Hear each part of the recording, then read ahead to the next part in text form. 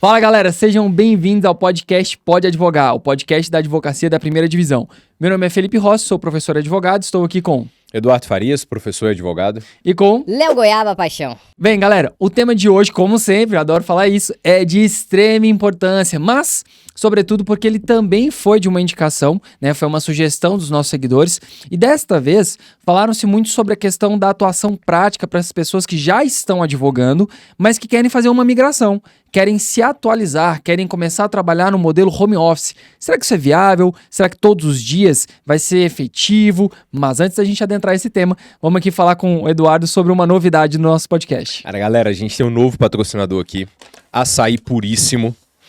E o nosso patrocinador, ele é lá da QNB 13, lote 40, loja 2, Açaí Puríssimo. Só você chegar lá, perguntar pelo Luizão. E aí é o seguinte, para você que é nosso seguidor, 20% de desconto em qualquer produto da loja. Inclusive hoje aqui, ele já mandou pra gente um gracejo. Vamos ver o que ele mandou aqui. Cadê? E já vem a boa aqui, ó. Desejamos um dia tão gostoso quanto o Puríssimo. Cara, esse açaí aqui ele é sensacional. De verdade, não é porque ele tá patrocinando a gente, não. Mas eu já tomava dele, até porque ele tem num outro programa de pontos, que se patrocinar a gente, eu falo qual é esse programa de pontos, que você pede um e ganha outro.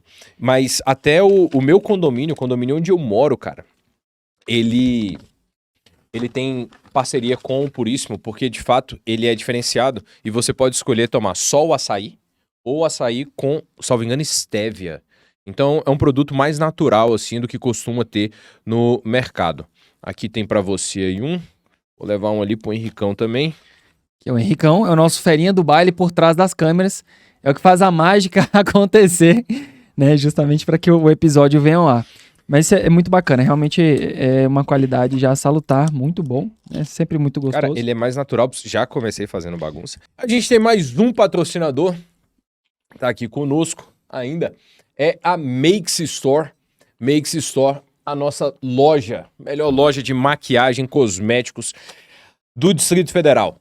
Ela tem uma unidade no Venâncio e tem uma outra em Águas Claras lá no Labelle.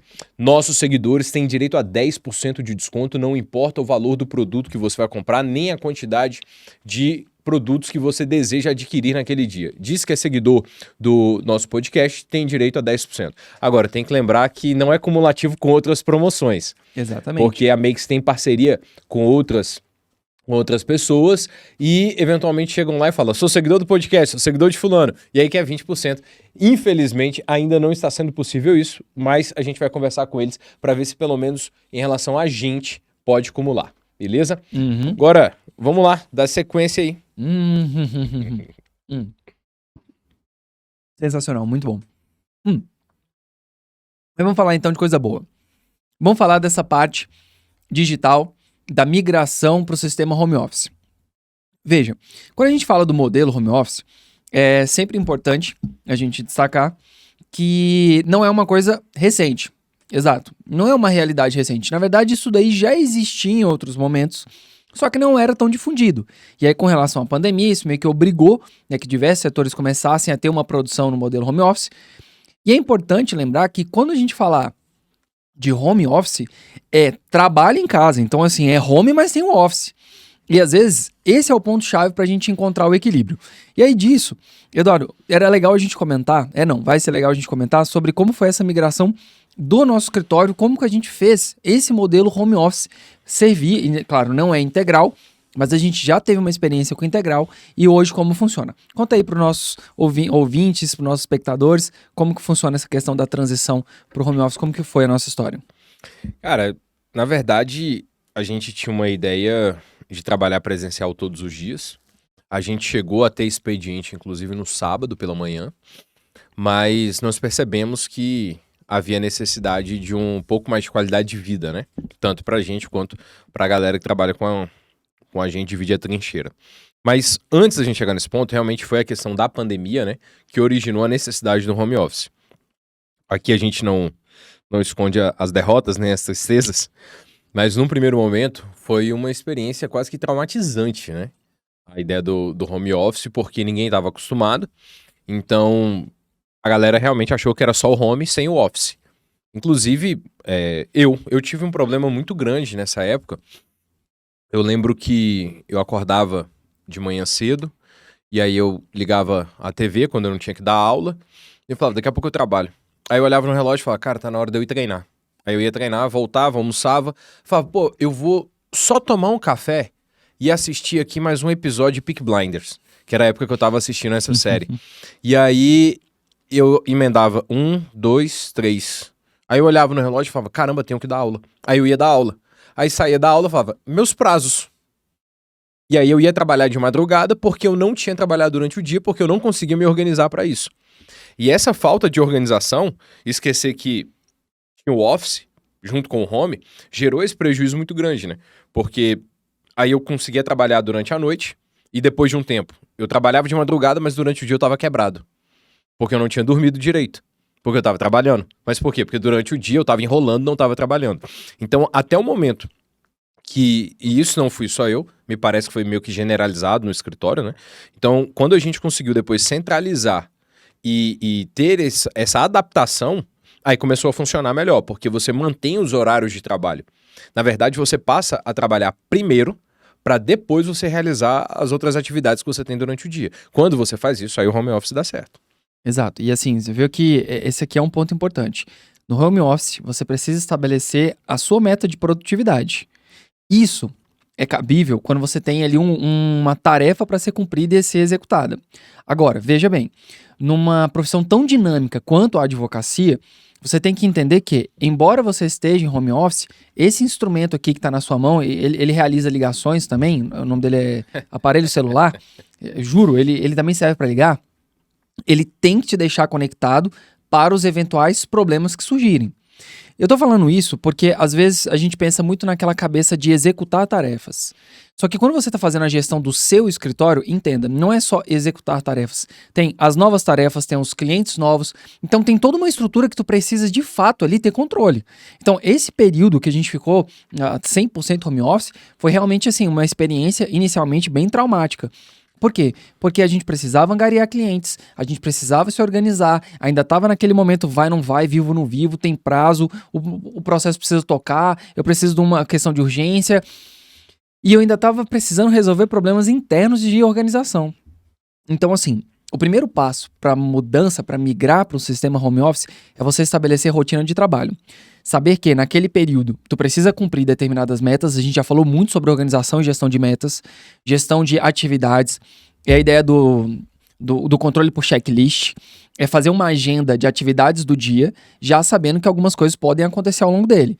Só que o ponto é, esse modelo, ele trouxe algumas benesses, dentre elas a questão da qualidade de vida. E veja, não é porque é qualidade de vida porque eu trabalho num local distinto te atrapalha, muito pelo contrário. Às vezes eu recomendo até que você saia daquele ambiente que você está acostumado para tu ser mais produtivo e te ajuda bastante. O negócio é que quando tu tá na sua casa e consegue já fazer aquela atividade, consegue determinar esse tempo de produtividade, tu vai ganhar tempo porque tu não vai perder justamente essa produtividade com o deslocamento. Então você não vai se deslocar para o local para começar a trabalhar, você já começa trabalhando.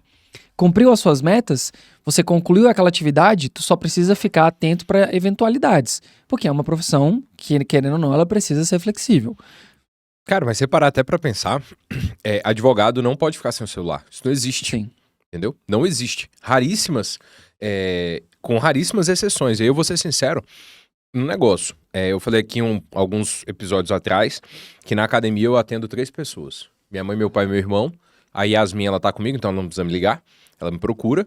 E isso porque eu preciso de um tempo para desafogar da pressão do trabalho. Só que o celular é comigo. Porque se aparecer emergência, eu vou ver. Então, isso é uma regra, mas existem exceções.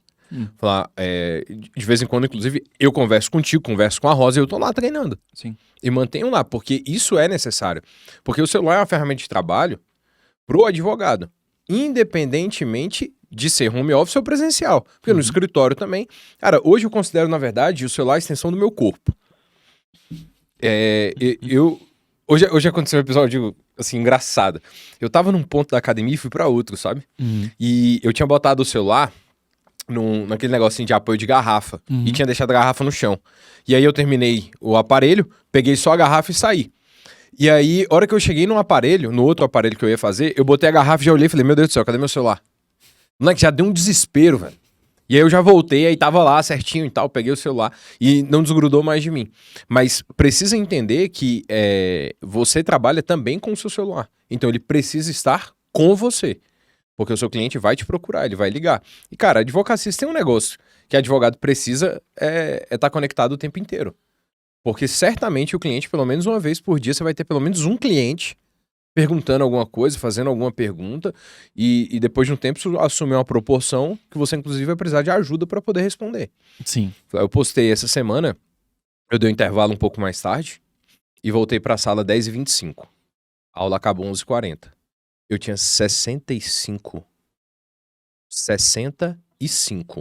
mensagens no WhatsApp. Não tô falando só, tirando o Instagram, só o WhatsApp, 65. Cara, no período de 1h20. Isso é enlouquecedor, velho. Então, se você não tá com o celular, você vai perder oportunidade, você vai perder tudo. Você vai perder a possibilidade de fechar um contrato, às vezes despachar, às vezes fechar um acordo, cara. Quantos advogados não entram em contato com a gente para fechar acordo em algum outro processo? Ou a gente entra em contato com eles em uma determinada ocasião para fechar um acordo. Então, o celular, ou qualquer outro meio, porque eu penso também que tem que ficar de olho nos e-mails, mas aí pelo celular você consegue concentrar tudo. Você precisa ficar de olho nas ferramentas de contato que tem mesmo no home office. Então, o ponto de partida é você estabelecer o seu horário de expediente no home office, acabou suas atividades, beleza, mas não esquecer que existe a possibilidade de alguém entrar em contato contigo. E aí manter o celular perto de você para não ter esses riscos, né, de perder oportunidades. Diz aí então para o nosso público, o seu computador no dia de home office teve uma virada de chave lá no escritório. Mas antes da gente entrar nessa virada de chave, explicar para vocês como que foi. No dia do seu home office, seu computador ele fica na sala, fica no quarto, fica no escritório, como é que você montou? Cara, meu computador, na verdade, não só no dia do home office. Eu tenho um computador em casa e um computador no escritório. Ele fica no escritório e ligado o tempo inteiro. Eu não desligo meu computador. Nenhum dos dois. Nem o do escritório e nem o de casa. E eu não trabalho na cama, eu não trabalho no sofá, eu trabalho na mesa do escritório. Porque, particularmente, eu tenho uma dificuldade, porque se eu ficar na cama, daqui a pouco eu tô deitado e digitando deitado. Se eu for pro sofá, daqui a pouco eu já liguei a TV. E aí você se distrai, não adianta. E depois que você começa a se distrair, você perde a linha de raciocínio. E a produção da sua peça, ela não vai ter a mesma qualidade se você tivesse focado. Por mais que algumas pessoas sejam multitarefas, eu particularmente entendo que ninguém consegue fazer várias coisas ao mesmo tempo e todas elas saírem perfeitas. Então, alguma coisa vai passar. Ou você vai deixar de conseguir peticionar bem, ou você vai deixar de prestar atenção naquilo que tá na TV. Pra mim é isso. Concordo, 100%. Uma coisa que a gente fez, que deu certo pra nós, né, que a gente percebeu que naquela estrutura, é que realmente o 100% home office demandava muito mais de nós com relação à organização do que o propriamente presencial. Então foi por conta da circunstância. Mas a gente começou a implementar uma ideia nova. E aí talvez essa seja uma sugestão para ti, gestor que está nos assistindo, sobre como utilizar esse home office. Bem, na sexta-feira já é um dia que naturalmente, como um todo, as diligências, atividades, você vê que existe ali, começa a ter uma redução da produtividade geral. Até as publicações diminuem. Exatamente, publicações e afins. Então, acaba que a sexta-feira, ela realmente há uma queda da produtividade como um todo. Então, o que a gente começou a fazer de teste? A gente tirou primeiro o sábado, e aí o sábado é para ficar todo mundo em stand-by, ou seja, ficar ali atento, se eventualmente tivesse alguma demanda. O que acontecia mais no sábado? Nós tínhamos reuniões que não davam para ser feitas durante a semana, porque a gente não estava com bom controle de tempo de peticionamento mais atendimento. Exatamente. Então, por isso que estava acontecendo de ter demanda no sábado. Então, fizemos a primeira gestão para sábado não ser mais um dia de atendimento. Pronto. O que acontece no sábado, então? Petições de urgência, diligências de urgência. Ótimo. Logo em seguida, a gente deu o próximo passo, que é o que a gente implementou hoje e que tem dado certo. A sexta-feira são atividades remotas. Então, nossa agenda, ela é montada com semanas de antecedência. Sempre na segunda, ela é renovada, é lançada para todos do escritório e tem ali as atividades que devem ser cumpridas. Você tem um expediente, você tem um prazo fatal, você tem a demarcação das atividades de cada advogado, de cada coordenação do escritório. Então, como as petições elas precisam passar por um diálogo, elas têm ali uma tratativa, processo estratégico demanda um tempo. Nessa sexta-feira é um momento onde as pessoas que estão responsáveis, elas vão colocar aquelas ideias, vão pegar aquelas informações que angariaram durante a semana, vão compilar e vão produzir. Agora, como que você vai fazer essa gestão? É simples, é o controle. Tens um prazo, tens uma meta, tens uma atividade. Aquilo ali precisa ser entregue. Particularmente, eu prefiro que ela seja entregue antes. Mas quando você tem dilação de prazo, por exemplo, 15 dias, se a gente pensar em 15 dias úteis, vão dar 3 semanas, processo civil, né? Então, lá na coordenação civil. Então, acaba o que a gente faz? Coloca nesse dia, especificamente, para fazer essas atividades ali, de fazer compilados, para dar algumas saídas em algumas coisas que já foram pensadas, alguns encaixes, fazer ali uma questão de reparação de contrato, ou então entrar em contato com determinada empresa ou verificar algum tipo de diligência para que pode ser resolvida à distância. Então isso acaba sendo muito interessante, porque otimiza. E aquele momento ele não fica tão fechado, você consegue deixar ele produtivo de uma forma que talvez no escritório você não faria. Por exemplo, essa questão de ligar, de diligenciar, de marcar. Eu vejo que alguns colegas advogados, eles pecam muito por não estar marcando despacho. E despachar, a gente já falou em outros momentos, que é fundamental, sem sombra de dúvidas. Então, talvez na sexta-feira é o momento que você pega todos os processos, determina quais são aqueles que você precisa fazer a diligência para despachar, monta os memoriais, já entra em contato, manda um e-mail, marca, e você resolve a sua vida ali. Você já peticionou, você já atendeu quem tinha que atender durante a semana, sexta-feira fica designado para aquela action, né? Então, você só vai fazer aquelas atividades. E, lembrando, no nosso caso, deu muito certo, por quê? Porque existe um controle, uma gestão. Veja, ninguém cumpre horário e afins, não, são controles de produtividade, são designações, atividades determinadas para cada um, tanto o Eduardo quanto eu temos o controle e a agenda de cada um dos dois, e a gente vê as demandas, vê o processo, dialoga sobre os processos, às vezes tem um processo interessante e a gente conversa junto sobre aquela demanda antes da saída, ou então é um assunto que a gente precisa conversar, e aí troca uma ideia, é um momento que você tá comendo uma feijoada, vai junto, come uma feijoada ali na hora do almoço e depois vai para aquela produtividade e aí consegue terminar e finalizar. E aí, obviamente, tem que ficar só de olho no quê? Celular. No celular. E aí, em si, você consegue encerrar essa atividade. Mas isso é interessante, e até um ponto aí que você falou, da questão da gestão dos prazos. Se você tem um prazo de 15 dias, você não vai botar na agenda que o último dia dele é no 15º dia. Você precisa fazer 3 marcações. Em especial, se você tiver um home office. Pelo menos é essa a visão e assim que a gente faz na coordenação criminal. A primeira dessas marcações é um aviso para você lembrar que você precisa fazer essa petição. Imagine, por exemplo, um recurso especial. 15 dias, só que para nós corridos, né? Então, você coloca ali, no 3º dia de prazo, o lembrete. No 10º dia de prazo, é o seu prazo fatal interno. Porque naquele 10º dia, o recurso tem que estar pronto. E 5 dias, porque você tem uma margem de revisão e uma margem que eu chamo do desespero. Porque se dentro desses 10 primeiros dias você não tiver conseguido peticionar, você ainda tem mais 5. Mas você precisa ter um prazo interno para que você saiba que o prazo processual está se esgotando e ele precisa ser cumprido.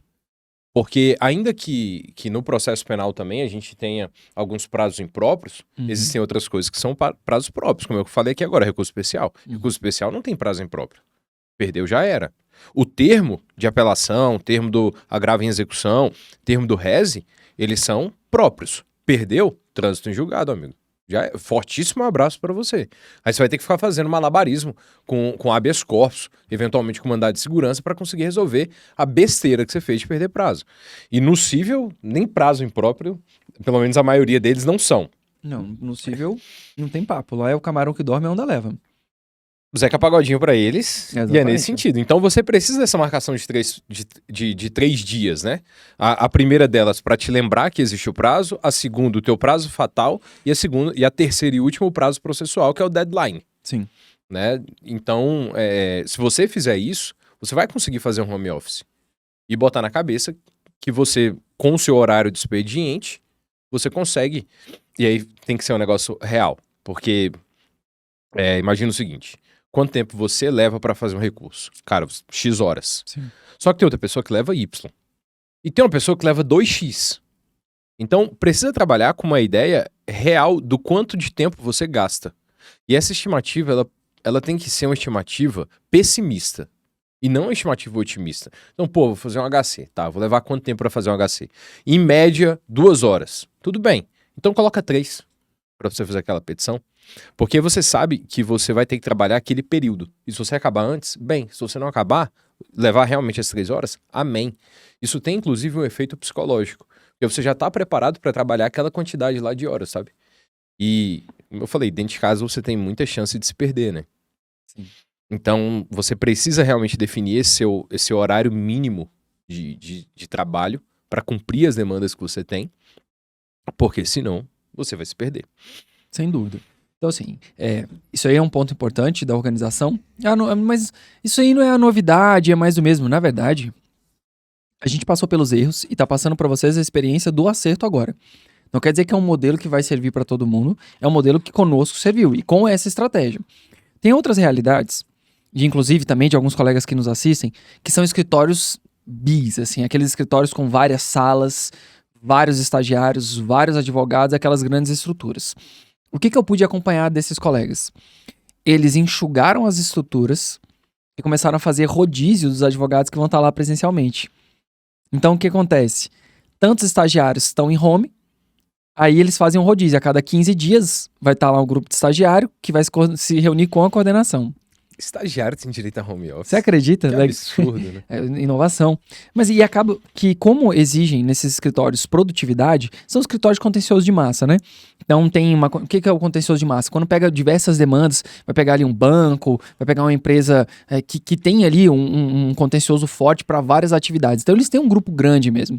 Então há um período de reunião com a coordenação dessas temáticas, que é a cada 15 dias, por exemplo, não precisa ter aquele tanto de sala para comportar todo mundo. Isso reduz diversos custos. Por quê? Porque você não precisa daquela estrutura inchada, não precisa mais disso. Tu não precisas do seu computador, da sua energia, eventualmente fazer as impressões, porque como ele é todo digital e ele trabalha de forma digital, o seu centro de operação vai ter ali um núcleo então, administrativo que vai estar funcionando, vai ter essa rotatividade de quantos advogados, por exemplo, se tem 15 advogados, aí eles vão alternar por semanas, quem vai estar no dia, segunda, terça e quarta vai um, quarta, quinta e sexta vão outro grupo, e eles têm ali um dia que se reúnem, por exemplo, quarta-feira. Então eles começaram a enxugar essas hiperestruturas e verificaram que a produtividade aumentou. Por quê? Porque quando tu não faz uma atividade e tá em home office, qual é a desculpa que tu teve para não fazer? Entende? Tu não teve que deslocar até o local de trabalho. Às vezes tu tira 40, 50 minutos, às vezes dependendo da sua realidade, 1 hora e pouco, para chegar no local de trabalho, para depois perder mais 1 hora e pico para poder voltar para casa. Você tirou isso. Tu tens aqui a total comodidade de estar tomando um açaí, fazendo sua peça, principalmente operacional. Gestor não, gestor sempre tem que ficar ligado. Mas o operacional é cumprir o que está estabelecido, é cumprir a meta, é fazer o serviço que tem que ser feito. Operacional não precisa nem trocar de roupa. Nesse caso não, porque, enfim, ele vai estar em casa, se ele não tiver que sair, realmente ele consegue. Eu particularmente, como rotina, posso dizer de mim, né?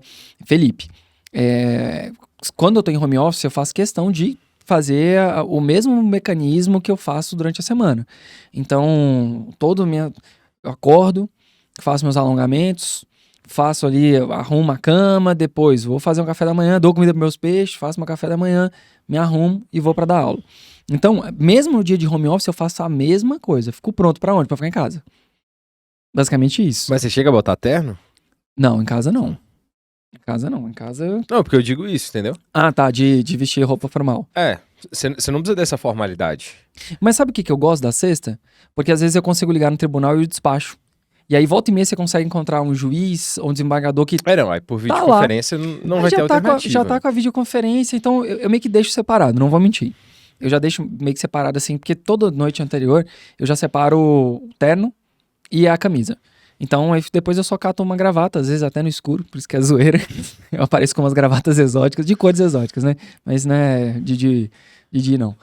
Então, eu vou lá e meio que já faço isso todos os dias. Então, já tá pronto, sabe? Então, se eu quiser sair, fazer alguma coisa, já tá pronto a paramenta lá, já tá preparado. Então, sempre um dia anterior eu já deixo pronto. Então, eu acho que estabelecer essas rotinas te dá mais seriedade na hora que você vai exigir alguma atividade, ou você vai se dispor a fazer aquela atividade, né? Tanto é que, isso sou eu, tá? Que eu sou meio psicopata. No dia de home office, o que eu gosto de fazer? Eu vou pro office. Eu gosto de estar lá, porque eu já fiquei muito apegado à questão da rotina. E quando eu tô lá no office, o que eu faço? Aí a cabeça de gestor. Eu vou ficar trabalhando para questão de petição? Não, aí eu vou pro action das outras atividades que a gente tem. Então é prospecção, às vezes é diligenciar, às vezes ir na empresa de um cliente, é marcar um café. Lembra que a gente já falou? Quando você não tem escritório, você vai lá e marca um café, você tá sentindo o cliente longe? Aproxima dele, ou então precisa de um momento assim, mais longo, mais duradouro, e aí tu fica lá com o cliente, atende ele de uma forma diferenciada, dá uma visibilidade ali mais exclusiva. Então, o home office, ele permite que a gente possa fazer isso também como gestor. O operacional é produtividade. Agora, a gestão, esse dia de home, ela te permite ter essa dilação para fazer as atividades, né? Eu acho que isso é interessante para o gestor. Eu lembrei do negócio. A gente tem um cliente que ele tinha ainda tem uma empresa, mas ele abriu um lava-jato, né? Sim. E aí, de vez em quando, na sexta-feira, eu faço o quê? Vou lá lavar o carro no lava-jato dele, sacou?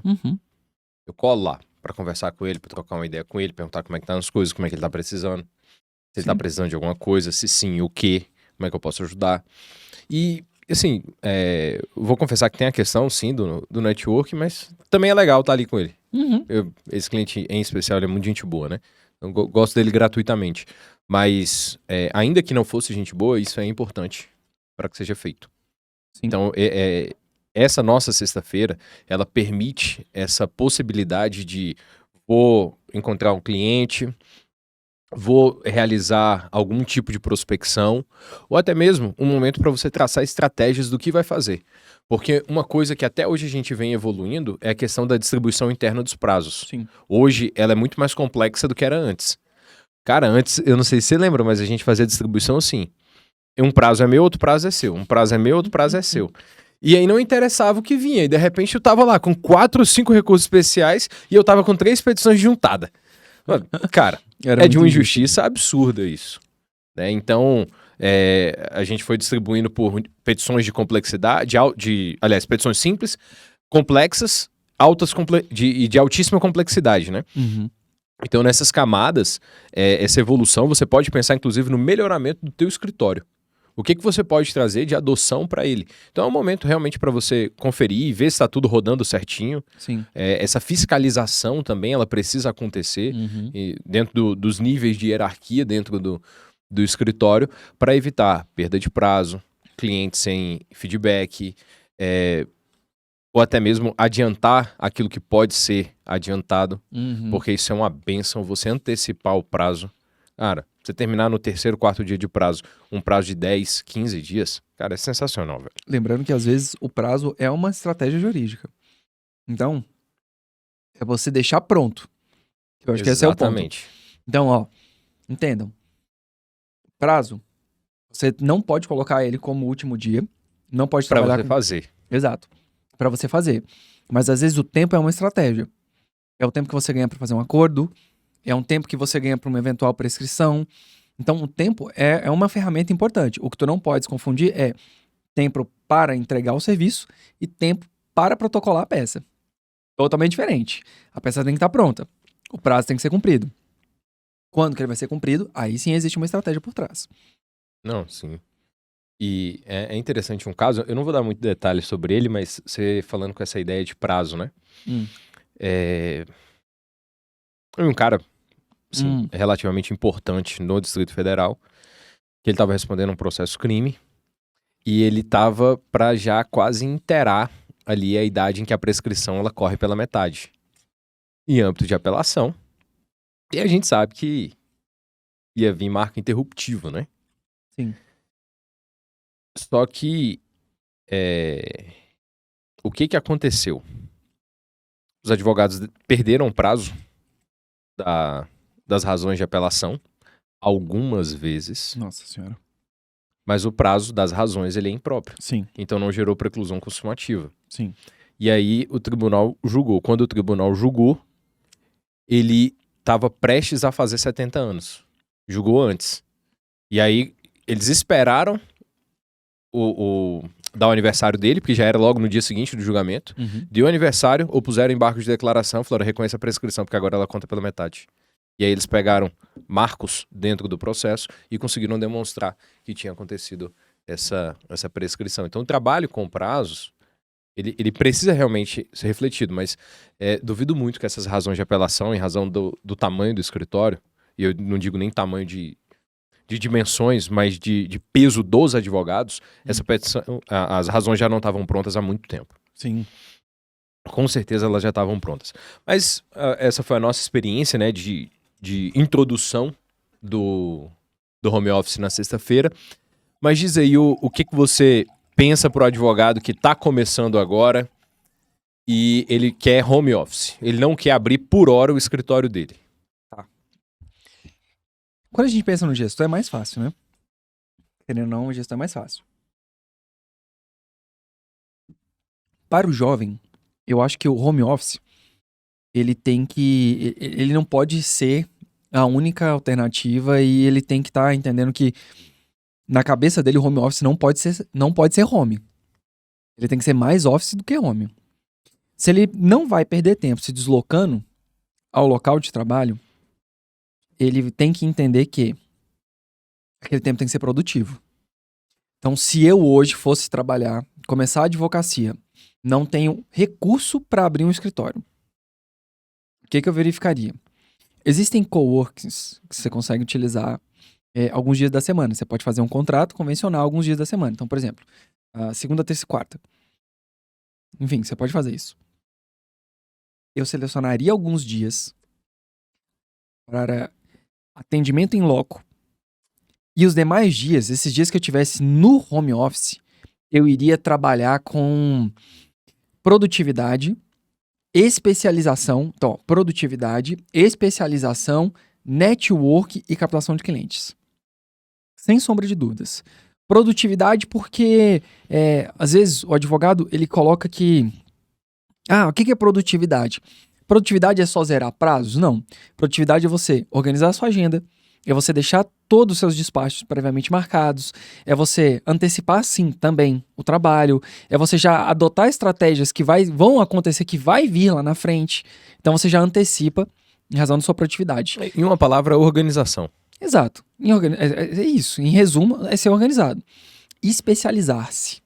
Se tu ganhou 2 horas no seu dia, e aí você teve um tempo de sobra, e se eu tivesse no começo, eu particularmente iria aproveitar para me especializar em alguma coisa. O quê? Não sei, depende do nicho.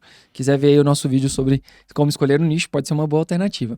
Basicamente, eu iria começar a estudar alguma coisa. Toda vez que eu tô sem fazer nada, eu gosto de querer estudar.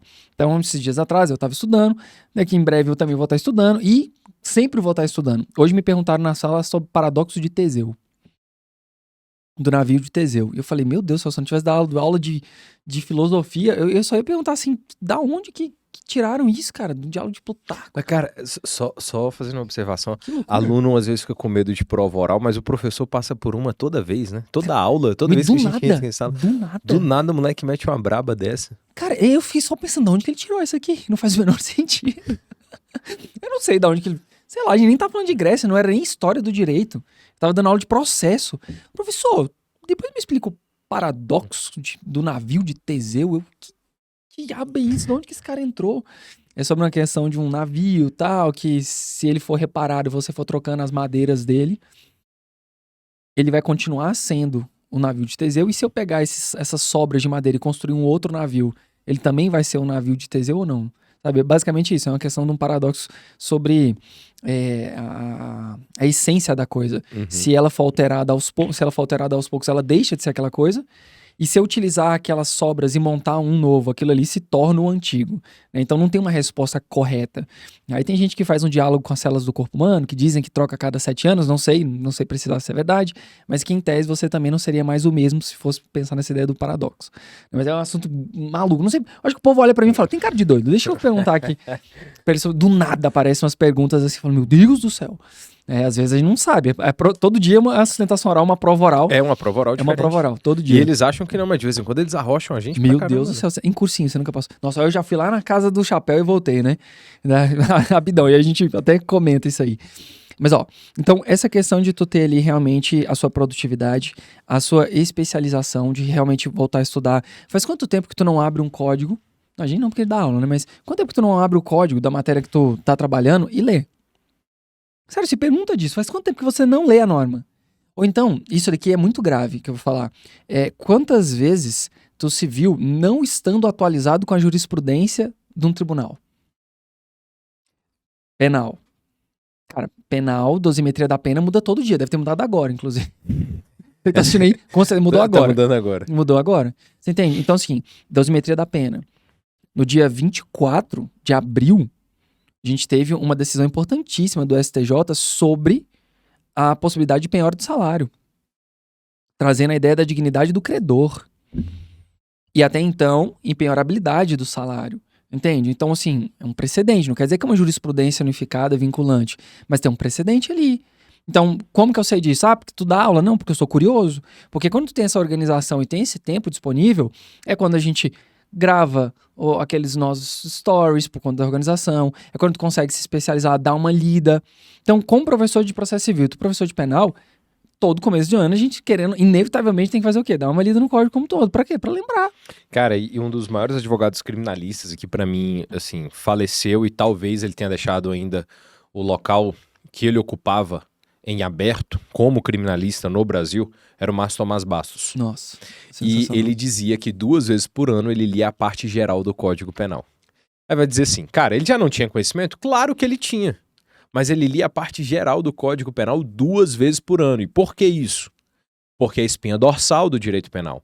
Às vezes, você conhecer o crime nem é tão importante quanto você conhecer a espinha dorsal da teoria do crime. Sim. Então, a parte geral conta muito. A maior parte das teses são retiradas de lá, e não do direito da parte especial, do direito penal parte especial. Então, cara, para e pensa. Márcio Tomás Bastos, o advogado que era, já tinha sido ministro, ele nem precisava mais, cara. Nem precisava, mas ele continuava fazendo isso todos os anos, ano após ano. Tá vendo? Então, assim, é um pouco de arrogância a gente achar que não precisa estudar. Ah, demais, cara. Né? E aí o home office, ele te permite fazer isso. Então, ó, tu vais trabalhar na sua produtividade, sua especialização. Aí 2 pontos, network e captação de clientes. Quando tu tem mais tempo, tu consegue pensar, bem, aonde eu preciso frequentar, o que eu preciso conhecer, quem eu preciso conhecer. E network, gente, não é chegar num evento e apertar a mão dos outros, não. Tá? Isso não é network, não. Isso é apertar a mão dos outros, literalmente. O nome disso é cumprimento. Cumprimento. Boa.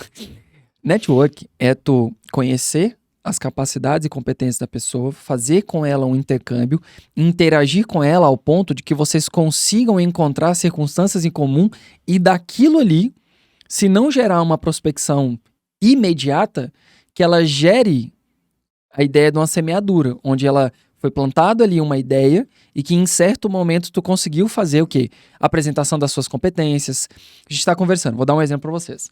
Chega num evento, chega em algum canto que tu tá querendo angariar algum tipo de cliente. Vou pegar aqui um exemplo da área médica, né? Por conta da minha esposa que é médica. Vamos pensar aqui.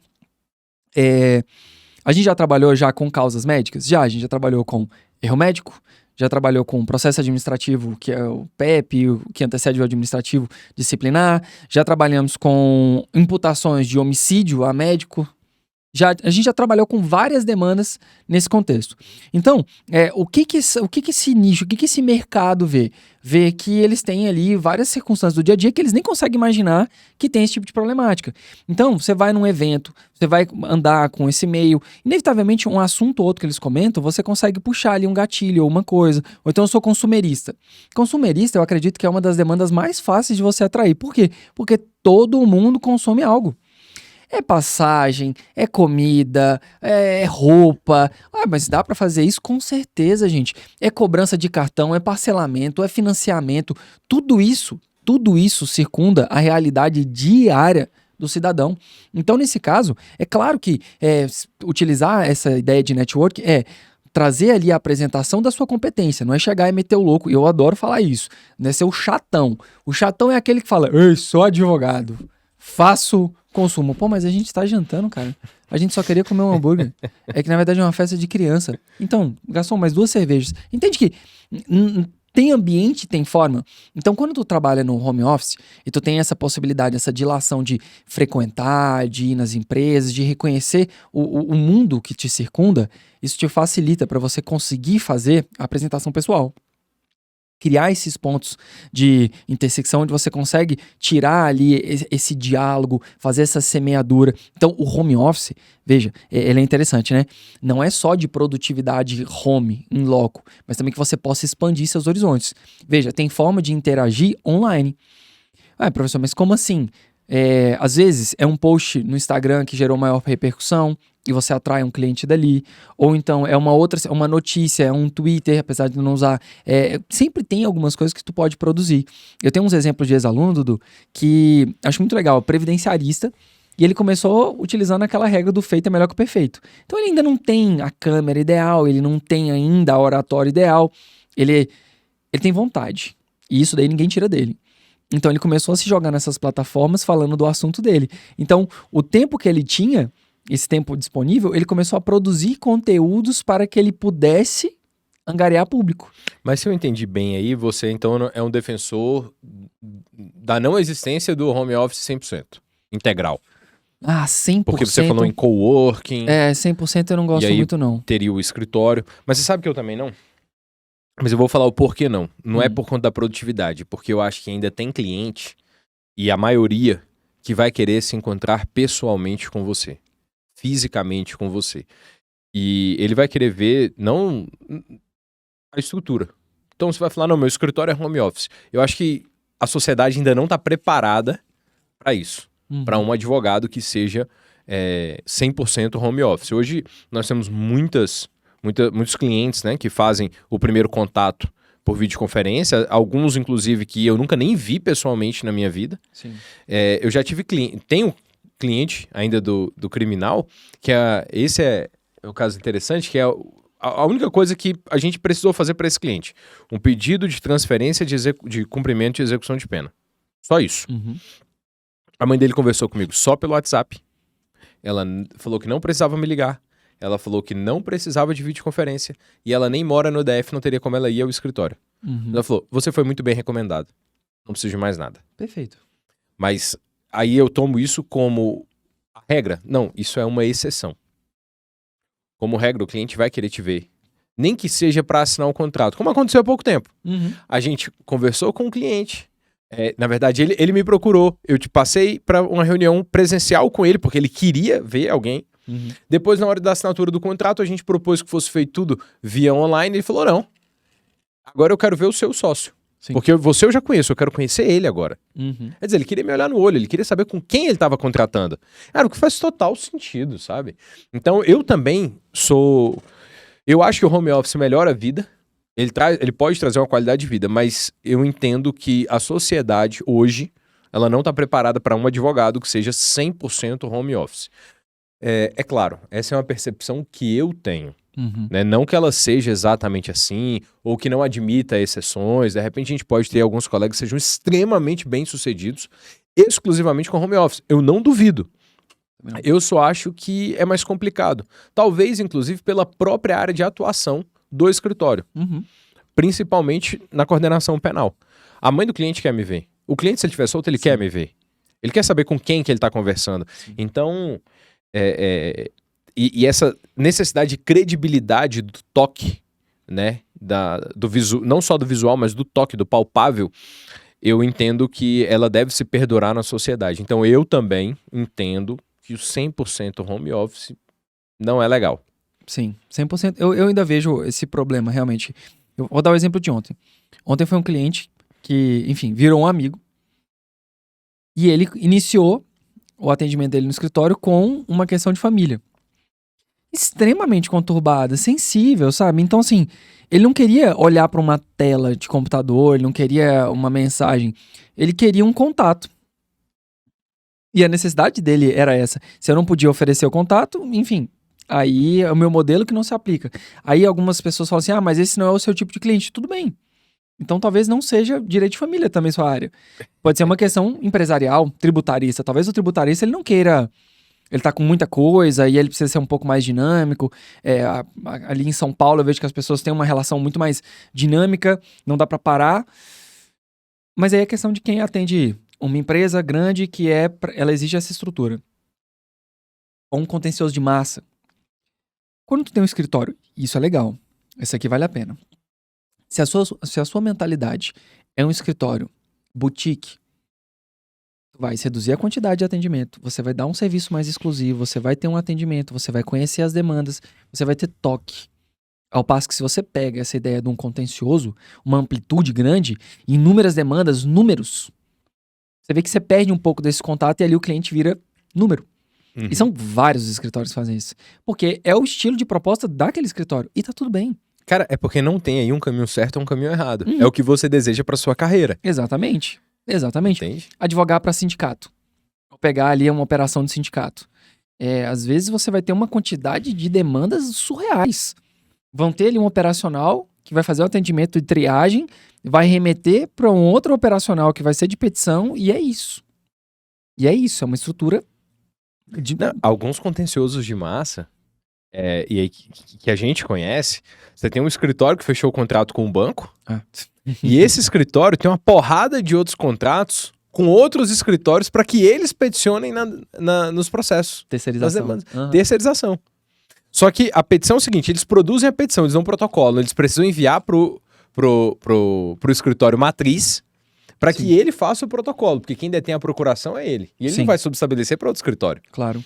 Não faz sentido. Não, porque então coloca a publicação exclusiva no nome de fulano. Não, e aí você tem até contratos de não competitividade entre esses escritórios, para que depois o escritório contratado só para elaborar a petição não vá atrás do cliente e fale, olha, quem faz as petições para você sou eu, por que você está pagando ele? Me paga. Eu já tenho estrutura de produção. Mas foi o caminho que aquele escritório decidiu adotar. Então, eu acredito que possa existir a advocacia 100% home office, mas eu acredito que para o que nós nos propusemos a ter como escritório, a constituição de carreira não se aplica. Sim, eu concordo. Dentro que não é o caso. Não, pro nosso modelo não dá. Eu estava participando de uma palestra de empreendedorismo esses dias, e aí a colega estava falando que ela é contratada para fazer recurso de revista para advogados. Aí, olha só essa virada de chave. O público dela não é mais o cliente do cara. O público dela é o advogado que precisa de alguém com expertise para fazer o recurso de revista, e ela abre uma palheta de serviços. Eu tenho um recurso de revista, eu tenho memoriais, eu tenho despacho, eu tenho sustentação oral. E ela vende um combo. E qual que é o público-alvo desse serviço? Então, advogados. Então, o escritório dela advoga para advogados. Pois é, e aí você precisa, nesse modelo, será que você precisa realmente estar numa estrutura física para atender a nível nacional? Porque isso é uma das coisas que ela falou que é muito inteligente. E faz todo sentido. Quando tu tá no centro do Brasil, tu tá aqui numa posição extremamente privilegiada, porque tu tem o TST, tu tem o STJ, tu tem o STF, todos os tribunais superiores estão aqui. Então, se tu desenvolver ali um mecanismo de trânsito, o que é um mecanismo de trânsito? Esteja presente, seja visto. Pega essa aqui, ó, essa visão. Tu vai no tribunal, tu é visto. Tu tem constância. Tu conhece o trâmite, tu conhece o andamento, tu conhece as pessoas. Levanta aqueles processos que estão sendo recebidos e entende a dinâmica de cada ministro. Entende a dinâmica de receptividade. Pronto, você começa a desenvolver um produto. E aí eu entendo que para o advogado, nessa perspectiva, sob essa ótica, ele não precisa realmente de um escritório físico, ele pode ficar 100% home office. Exato. Mas eu também tenho um outro problema que talvez seja uma questão de preconceito mesmo, sabe? De achar que o 100% home office não, ele funciona para outras profissões. Para o advogado, talvez não. Até porque, não que não vá acontecer, mas você entende que quanto mais sociável quanto mais eu me socializo, mais sociável eu sou, Sim. porque eu desenvolvo ferramentas de personalidade, de caráter, que elas só podem ser desenvolvidas quando eu tenho contato com outras pessoas. Então, para o advogado, eu acho que isso é extremamente importante, porque nem todo mundo vai tratar o advogado, eu estou falando do cliente dele, não estou falando dos adversários, estou falando do cliente, vai tratar ele com um sorriso. Sim. E ele precisa ter uma certa tranquilidade para poder gerir essas crises, que a gente pode falar sobre isso em outro podcast, mas ele precisa se socializar, porque quanto mais sociável ele for, na minha visão, mais contratos ele fecha. E aí, eu não posso ter só o contato com o cliente, eu preciso ter o contato com colegas. Sim. Eu preciso conversar com você, eu preciso saber como foi o seu dia, eu preciso ouvir também o que as outras pessoas da equipe precisam. E isso talvez se perca dentro do home office. Eu lembro que no período de home office, a nossa equipe, embora todo mundo continuasse se gostando, mas teve uma dispersão. Uma dispersão muito grande. Justamente porque nós passamos meses sem um ver o outro. Sim. Até que chegou um tempo que diminuiu a pandemia, podia voltar a trabalhar em loco. Nós decidimos voltar. Aí depois fecha de novo. Porque não dá mais, os índices de contaminação subiram. Aí fecha de novo. Então, essas transições, né? Mas eu ainda penso que para advogado, o melhor é que ele tenha ainda algum percentual de trabalho que seja presencial, que você tenha um local. E fora que, eu sei que a maioria das pessoas não gosta, mas eu gosto de me vestir de terno. Eu gosto de andar de terno. É um uniforme, né? Essa sensação de colocar o terno, entrar no carro, chegar ao escritório, ela é muito gostosa. Eu não sei se foi pela dificuldade que foi o início da carreira, porque eu não tinha ninguém na família que era advogado de sucesso. Meu avô foi advogado, a AB 8.000 e pouco, mas meu avô nunca advogou particular. Meu avô era o que hoje seria um advogado da União e, cara, aposentou, ele continuava pagando a ordem dele, mas não assinou uma petição. Meu avô não tinha meu avô nunca teve escritório. E aí, você também veio de família que não tinha ninguém com escritório. Eu não tô falando de escritório grande, tô falando de escritório. Não tinha ninguém. Eu fui o primeiro advogado da minha família, depois do meu avô. Acredito que você também. Sim. E a gente começou do zero e abriu o caminho, então eu gosto de chegar ao escritório. Chegar no escritório me dá essa satisfação. E que se eu estivesse em casa, ia ficar... não seria a mesma coisa, entende? Sim, eu acho que realmente facilitou muito o sistema digital.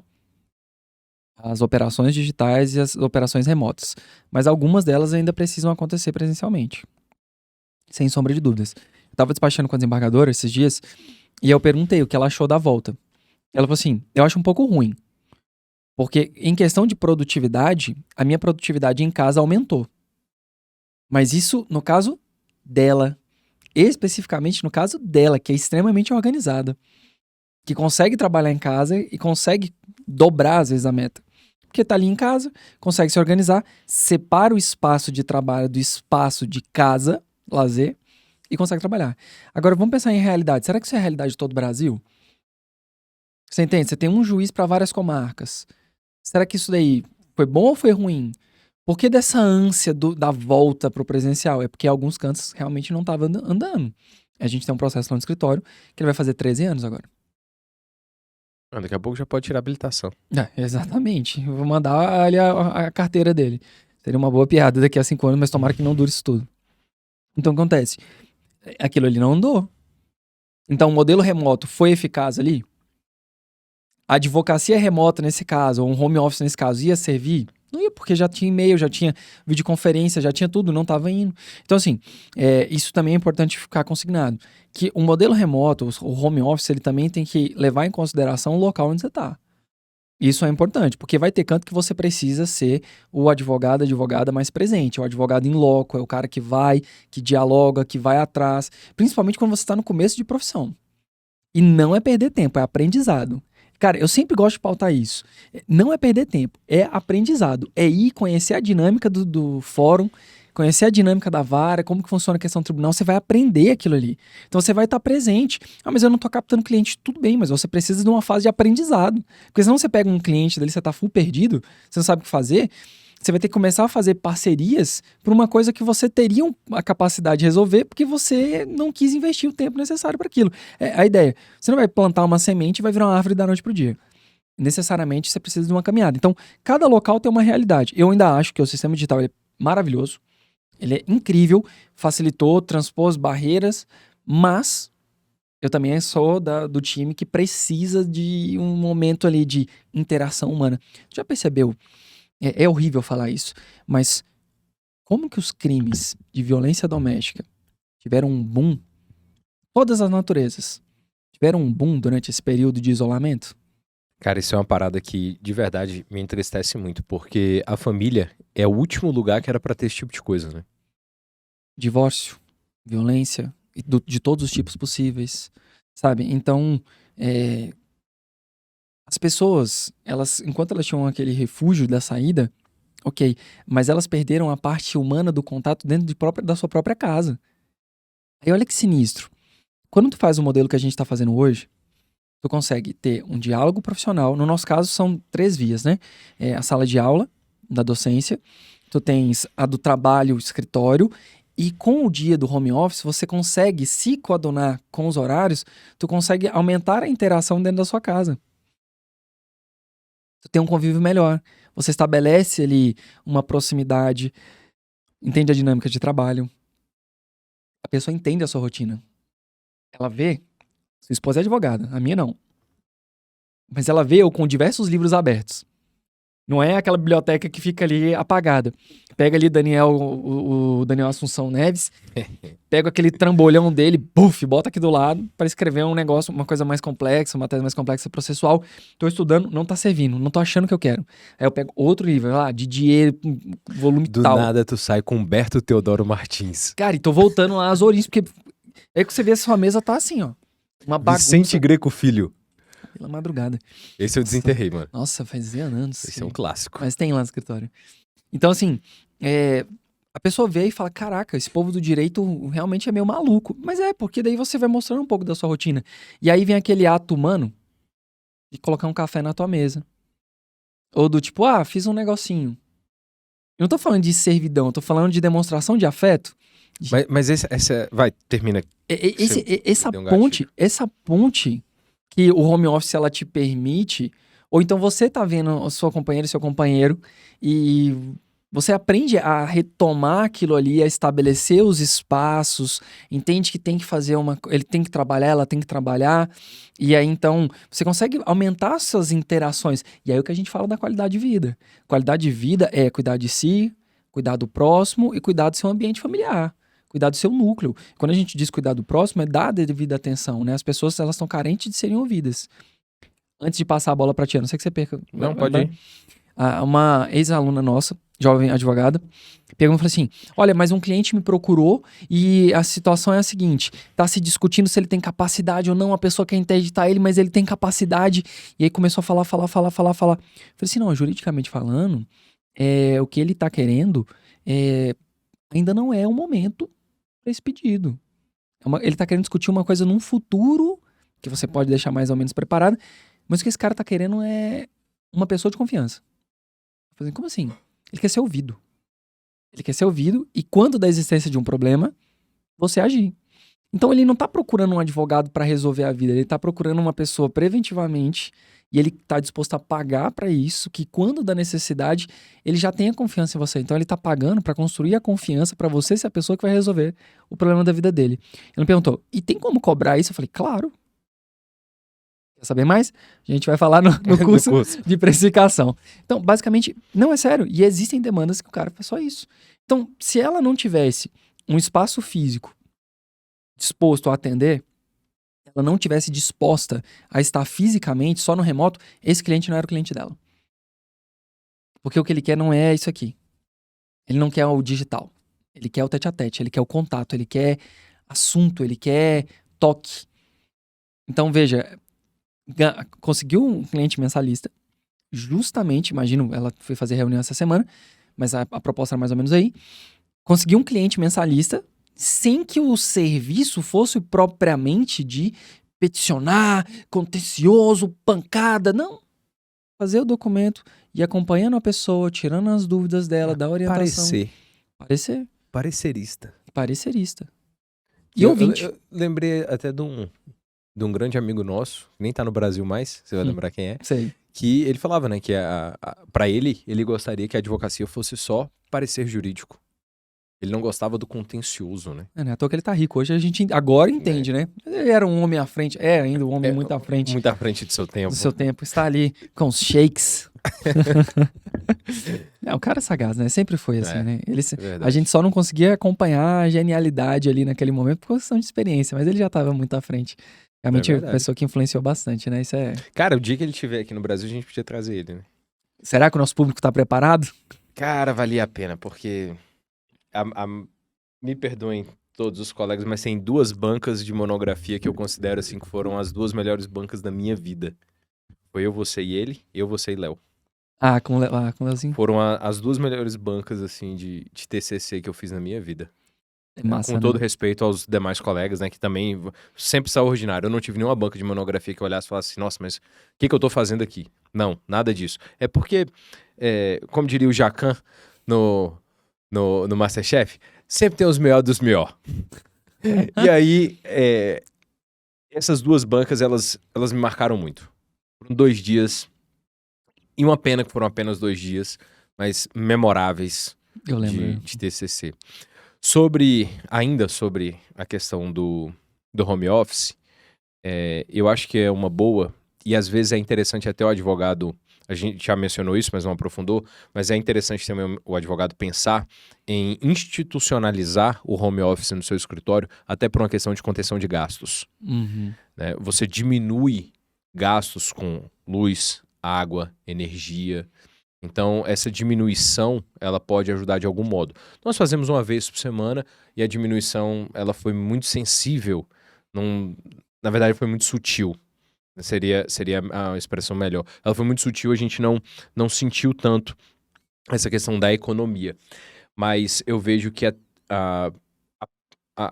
o nível e a qualidade de produtividade da galera do escritório aumentou bastante com essa questão da home office. Então, eu não sou um defensor do home office integral, mas eu sou defensor de que ele exista em algum percentual ali de atividade laboral, né? Nosso caso, por exemplo, 20%. Sim, então assim, uma dica, se você quer começar a implementar isso no seu escritório, comece gradativamente. Primeira estratégia, desenvolva uma organização sistemática onde tu consiga ter controle. Não pode fugir do controle. A rédea, ela tem que estar aqui. Ela tem que existir. Inclusive com feedback de quem vai produzir alguma coisa. Então, por exemplo, se eu sei que tem um prazo que acaba na sexta-feira, e o protocolo ficou para esse último dia, por algum deslize, algum problema, ou o prazo interno é para aquela sexta-feira, é o controle. É mandar mensagem logo de manhã para aquela pessoa que você está esperando dela o feedback. Bom dia. Assim que protocolizar, informe, no caso, o cliente. E a mim. Pronto. Ela já sabe o que ela tem que fazer, ela já lembrou. Tá, vou só fazer um parênteses aqui. De preferência, que esse bom dia venha. Bom dia, não se esqueça, ou então me mande feedback, tudo na mesma. Porque tem gente que manda assim, oi. Aí 3 horas depois, boa tudo tarde. bem? Tudo bem? Não, gente, pelo Cara, amor de manda Deus. mensagem logo de uma vez, né? Manda mensagem de uma vez, pelo amor de Deus, dá agonia, não tem nem coração pra isso. Oi. Eu fico angustiado também com esse negócio de oi tudo. Mas eu acho que também por uma questão de celeridade, sabe? Produtividade. Você andar logo, resolver logo o problema. Não, aí nesse caso tem que ser rápido mesmo. Angústia. Áudio, velocidade 2, se tivesse 15. Cara, eu também não escuto nada, nem um e-mail, velho. Às vezes os seus áudios eu tenho que botar em um e-mail, porque você fala rápido. Então não dá pra te ouvir no 2, senão fica inaudível. Aí eu volto pra um e-mail, aí eu te escuto. Mas eu não escuto nada num. Nada. Absolutamente nada. E o Henricão, escuta áudio no 2 ou no 1? Um e-mail, tá vendo? Eu acho que é o razoável, é o padrão. Né? Eu não sei como é que a gente viveu tanto tempo sem isso. Eu sei, isso é verdade. É verdade. E eu não sei por que o Instagram não colocou isso ainda, velho. Caraca. Mas sabe o que é? Olha só. Só pra gente pegar um paralelo com isso, até pra gente já ir encerrando. Porque olha só. Existem circunstâncias digitais que mudam a nossa perspectiva sobre a visão de mundo. Então, é brincadeira, mas como hoje me perguntaram de filosofia, por que não filosofar agora? quando a gente cria o hábito de ouvir as pessoas na velocidade 1,5, 2, o que isso te causa dentro de um contexto social? Se a pessoa falar mais pausado, se ela é um pouco mais lento, vai te gerando uma certa ansiedade. Você acaba sem paciência com ela nos Exato. primeiros 30 segundos de conversa. Exato. Então, quando tu pega esse modelo 100% digital, 100% distante, tu perde esse feeling. É a pessoa que começa a falar de uma forma mais grosseira, um tom mais alto, ela vai perdendo. Então, assim, brincadeiras à parte, é sempre bom a gente ter isso em mente, que a produtividade é referente ao trabalho, qualidade de vida bacana, mas você tem que ainda ter aquele pinguinho de humanidade. Você consegue imaginar a gente trabalhando numa questão de família, criminal, uma angústia, por exemplo, de questão médica, erro médico, 100% digital, 100% assim, Adiantando áudios? adiantando áudios, a pessoa, tem vezes que a pessoa, ela tem a urgência, erro médico, essas coisas, né, questão de plano de saúde, que aí é outra coordenação, mas enfim, você precisa entender o problema, ela quer ser ouvida. Isso realmente, às vezes, na maioria das vezes, ela é a distância. Mas depois, ela quer ir atrás de quem conseguiu a benesse, ela quer ver a pessoa. E se você não tem esse trato, sabe o que você faz? Você fica fugindo da pessoa. Não, mas ela quer te dar um abraço. Você vê, ontem, tava aquele cliente que eu te falei. Cara, eu adorei vê-lo, adorei. Fazia, sei lá, quase um ano. Aliás, não, ele não conhecia nem a sede nova. Então tinha 2 anos, 3 anos, né? 3 Da anos. reforma. 3 anos que eu não via. Então foi muito bom. A primeira coisa que eu falei, nossa, você tá bem. Aí dei um abraço nele, até, sabe assim, tanto tempo falando com o cara à distância, mas a gente construiu um carinho tão grande na época do presencial, que quando vê assim, você retoma aquela humanidade, você toca, você sensibiliza a vida da pessoa. Pô, não, eu tava lembrando aqui, antes da reforma, cara, um cliente nosso que inclusive já faleceu, e foi antes do falecimento dele, a mãe dele levou um bolo, lembra? Um bolo de milho pra gente. Falou, doutor, por favor, marca um horário aí pra mim, eu não quero nada não, eu só quero lanchar com vocês. Eu lembro disso. Eu vou levar um bolo de milho que eu vou fazer pra vocês e a gente toma com café. O café é seu, mas o bolo sou eu que levo. Cara, e que dia sensacional. Agora no home office, como é que você ia ter isso? Não ia ser possível. A história é triste. Né? A história dele é muito triste. É muito triste. A história dele é triste porque é uma frustração que eu tenho profissional. Eu não consegui resgatá-lo. Eu tentei, mas eu não consegui.